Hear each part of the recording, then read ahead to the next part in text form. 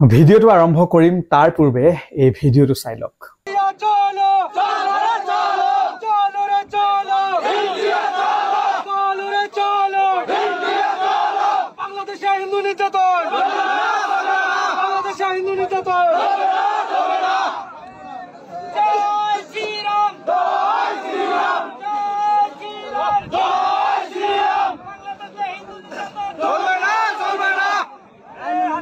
দেখিছে কিদৰে বাংলাদেশৰ এই হিন্দু লোকসকলে অসমত প্ৰৱেশ কৰিবৰ বাবে ভাৰতৰ ভূখণ্ডত প্ৰৱেশ কৰিবৰ বাবে চেষ্টা চলাই আছে।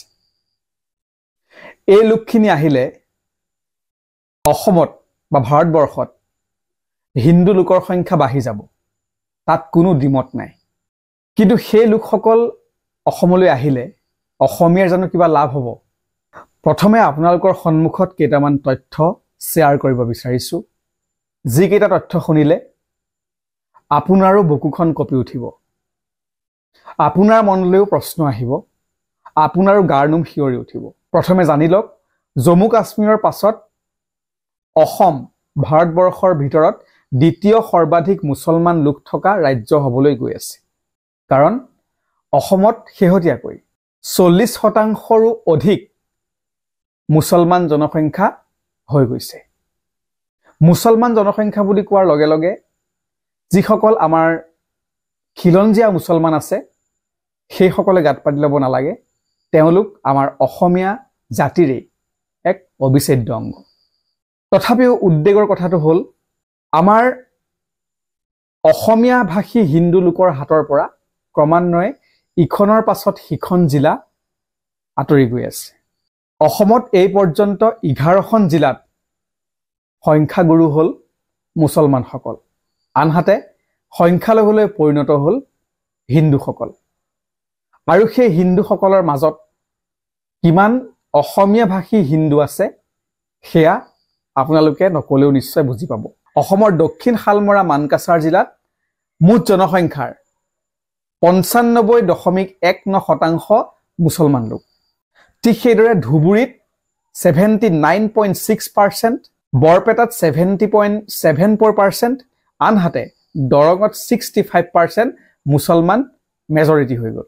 ইয়াৰ উপৰিও হাইলাকান্দি, কৰিমগঞ্জ, নগাঁও, গোৱালপাৰা, মৰিগাঁও, হোজাই, নগাঁও জিলাত মুছলমান লোক সংখ্যাগৰিষ্ঠ হৈ গ'ল। মুছলমানৰ মাজত ইমান জনসংখ্যা বৃদ্ধি পোৱা কাৰণ কি? নিশ্চয়কৈ ইয়াত অবৈধ প্ৰব্ৰজনৰ বিষয়টো জড়িত হৈ আছে। আটাইতকৈ চিন্তিত বিষয় এইটোৱেই হ'ল, লখিমপুৰ আৰু শোণিতপুৰ জিলাতো অতি উদ্বেগজনকভাৱে মুছলমান লোকৰ সংখ্যা বৃদ্ধি পাইছে। এয়া সম্পূৰ্ণ তথ্যভিত্তিক কথা, কোনো ধৰ্মক টাৰ্গেট কৰি এই ভিডিঅ'টো প্ৰস্তুত কৰা নাই। এতিয়া ইমানখিনি মুছলমান জনসংখ্যা বাঢ়িছে, এই মুছলমান জনসংখ্যা বৃদ্ধিৰ লগে লগে মুখ্যমন্ত্ৰীয়েও বাৰে বাৰে মুছলমান জনসংখ্যা বৃদ্ধিৰ প্ৰসংগটো উলিয়াই আছে। পিছে সমাধান সূত্ৰ কি হ'ব? মুছলমানসকলৰ মাজত কিয় জন্ম নিয়ন্ত্ৰণ, শিক্ষা আদিৰ সজাগতা কিয় সৃষ্টি কৰিব পৰা নাই? ঠিক সেইদৰে আন এটা গুৰুত্বপূৰ্ণ বিষয় হ'ল, কৰিমগঞ্জ, হাইলাকান্দি, হোজাই জিলাতো মুছলমান লোকৰ সংখ্যা বৃদ্ধি পাইছে, কিন্তু তাত যিসকল হিন্দু লোক আছে সেই হিন্দু লোকসকলৰ কেইজনে অসমীয়া কথা কয়? গতিকে হিন্দু লোকৰ জনসংখ্যা হ্ৰাস পোৱাটো যেনেকৈ এক চিন্তনীয় বিষয়, ঠিক সেইদৰে অসমত মূলসুঁতিৰ অসমীয়া লোকৰ সংখ্যা দিনে দিনে হ্ৰাস পাই অহাটো তাতকৈ বহু বেছি পৰিমাণে চিন্তাৰ বিষয়। বাংলাদেশ এতিয়া জ্বলি আছে। বাংলাদেশত আমি বাতৰি কাকতত দেখি আছোঁ, বিভিন্ন ধৰণৰ ছ'চিয়েল মিডিয়া প্লেটফৰ্মত দেখি আছোঁ, নিউজত দেখি আছোঁ, বাংলাদেশত হিন্দু লোকসকল তাত যিহেতু সংখ্যালঘু, তেওঁলোকৰ ওপৰত নিৰ্যাতন চলোৱা হৈছে আৰু ফলত তেওঁলোকে প্ৰাণৰ মমতাত ভাৰতবৰ্ষত প্ৰৱেশৰ বাবে চেষ্টা কৰিছে। ইতিমধ্যে আপোনালোকে ভিডিঅ'টোত দেখিছে, অসমত বা ভাৰতবৰ্ষত প্ৰৱেশ কৰিবৰ বাবে সেই হিন্দু লোকসকলে তাত জয় শ্ৰীৰাম ধ্বনি দিছে, ভাৰতত প্ৰৱেশ কৰিব লাগে বুলি তেওঁলোকে BSF বা ভাৰত চৰকাৰক আহ্বান জনাইছে, অনুৰোধ জনাইছে। ঠিক সেইদৰে অসমৰো এনে কিছুমান সংগঠন ওলাইছে যিসকলে চৰকাৰক দাবী জনাইছে যে সেই হিন্দু লোকসকলক অসমত সংস্থাপিত কৰিবৰ বাবে পিছে সেই হিন্দু লোকসকলক অসমত সংস্থাপিত কৰিলে, ভাৰতবৰ্ষত সংস্থাপিত কৰিলে কাৰ কি লাভ হ'ব? অসমীয়া লোকসকলৰ জানো লাভ হ'ব? সেইসকল ইয়াত যোগ হৈ যোৱাৰ লগে লগে অসমত অসমীয়া ভাষী লোকৰ সংখ্যাটো আৰু অলপ কমি আহিব। তাৰ বিপৰীতে অসমত বঙালী ভাষী লোকৰ সংখ্যা দ্ৰুতগতিত বৃদ্ধি পাই যাব। ই জানো আমাৰ অসমীয়া জাতিটোৰ বাবে শুভ লক্ষণ হৈ পৰিব? গতিকে এই ক্ষেত্ৰত এতিয়া সাংবিধানিক ৰক্ষা কৱচ তাৰ বাদে গত্যন্তৰ নাই নেকি? এই বিষয়টো অত্যন্ত স্পৰ্শকাতৰ। বিভিন্নজনে বিভিন্ন ধৰণৰ মন্তব্য আগবঢ়ায়। হিন্দু লোকৰ সংখ্যা যিদৰে হ্ৰাস পোৱাটো চিন্তাৰ বিষয়, ঠিক সেইদৰে অসমীয়া ভাষী লোকৰ সংখ্যা হ্ৰাস পোৱাটো তাতকৈ বহু বেছি পৰিমাণে চিন্তাৰ বিষয়।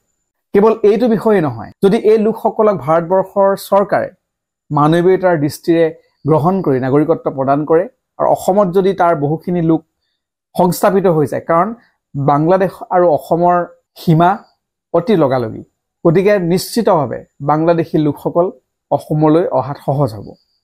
গতিকে এই লোকসকল যদি অদূৰ ভৱিষ্যতে ভাৰতবৰ্ষৰ নাগৰিকত্ব পায়, তেন্তে আমাৰ যি নিবনুৱা সমস্যা আছে, যি পানীৰ সংকট আহিছে, এনেধৰণৰ আৰ্থিক সামাজিক বিষয়বিলাকতো অসুবিধা নহ'বনে? কেৱল মানৱীয়তাৰ দৃষ্টিৰে সেই লোকসকলক লৈ আমাৰ নিজৰে মানুহখিনিক অৱহেলা কৰি থকাটো জানো উচিত হ'ব? ক্ষেত্ৰত চৰকাৰে সিদ্ধান্ত গ্ৰহণ কৰিব লাগে, লগতে অসমীয়াৰ সাংবিধানিক সুৰক্ষা কৱচ প্ৰদান কৰিব লাগে। কেতিয়াও হিন্দু সংখ্যা কমিছে, অসমীয়াৰ প্ৰতি ভাবুকি আহিছে, হিন্দুক আনি অসমীয়াক সুৰক্ষিত কৰাৰ সেই যুক্তিবিলাক কিমান দূৰলৈকে গ্ৰহণযোগ্য সেয়া নিশ্চয় আপুনিও বিচাৰ বিবেচনা কৰিব।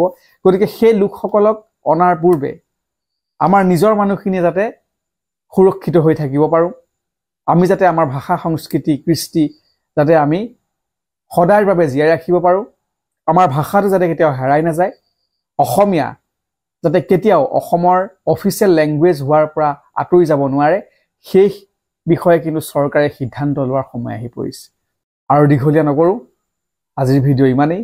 পৰৱৰ্তী ভিডিঅ'ত পুনৰ লগ পাম।